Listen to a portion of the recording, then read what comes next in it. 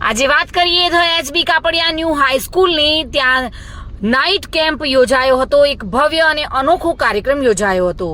આ કાર્યક્રમમાં બાળકો સવારે 8 વાગ્યાથી સ્કૂલમાં આવી ગયા હતા અને પૂરી રાત રોકાયા પછી બીજા દિવસે સવારે 9 વાગે પરત ફર્યા હતા।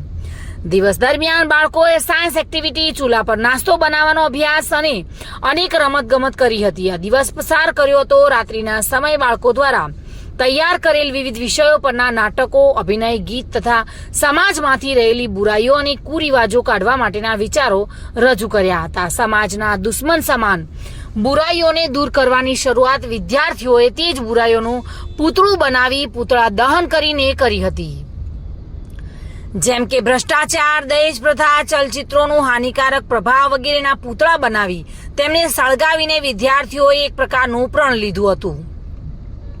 આ બુરાઈઓનો સમાજમાંથી નાશ કરવા માટે તેઓએ કહ્યું હતું કે અમે પ્રયત્ન કરીશું। વિદ્યાર્થીઓના અલગ અલગ 8 ગ્રુપ બનાવવામાં આવ્યા હતા। તે ગ્રુપમાં અલગ અલગ ધોરણના વિદ્યાર્થીઓને રાખવામાં આવ્યા હતા। આ પ્રયોગથી તેઓ બીજા સાથે કેવી રીતે રહેવું તે શીખી શક્યા હતા। માતા પિતાથી એક દિવસ અને એક રાત્રિ દૂર કેવી રીતે રહેવું તે પણ તેઓ શીખી શક્યા હતા।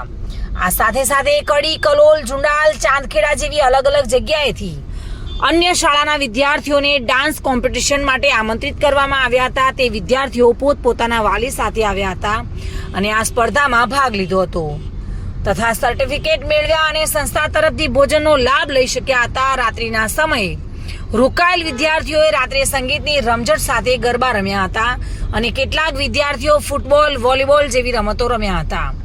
કેટલાક વિદ્યાર્થીઓએ કેમ્પ ફાયર કરીને તાપણીનો આનંદ પણ મેળવ્યો હતો। આ કાર્યક્રમમાં ઇફકો બ્રાન્ચ તથા કડી બ્રાન્ચના વિદ્યાર્થીઓ અને શિક્ષકોએ પણ ભાગ લીધો હતો। તેમના માટે આ નાઇટ કેમ્પનો પ્રથમ અનુભવ હતો અને છત્રાલ બ્રાન્ચ માટે આ ત્રીજો અનુભવ હતો। આ કાર્યક્રમમાં બધા થઈને લગભગ 200 જેટલા વિદ્યાર્થીઓએ રાત્રિ રોકાણ કર્યું હતું અને શિક્ષકો તથા અન્ય સ્ટાફ મળીને 100 જેટલા વ્યક્તિઓ હાજર રહ્યા હતા। એટલે કે કુલ મળીને 300 જેટલા લોકોએ આ કાર્યક્રમની મજા માણી હતી। સંસ્થાના ટ્રસ્ટી શાશ્વત સર અને તેમના ધર્મપત્ની કાર્યક્રમમાં મોડી રાત સુધી હાજર રહ્યા હતા અને પોતાના વક્તવ્યમાં વિદ્યાર્થીઓના ઉત્સાહને બિરદાવ્યો હતો।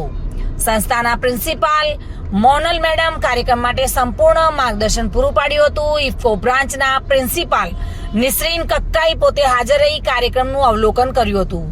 વિદ્યાર્થીઓ તથા તમામ સ્ટાફ માટે સવારનો નાસ્તો, બપોરનું ભોજન અને રાત્રિના ભોજનની વ્યવસ્થા સંસ્થા દ્વારા કરવામાં આવી હતી।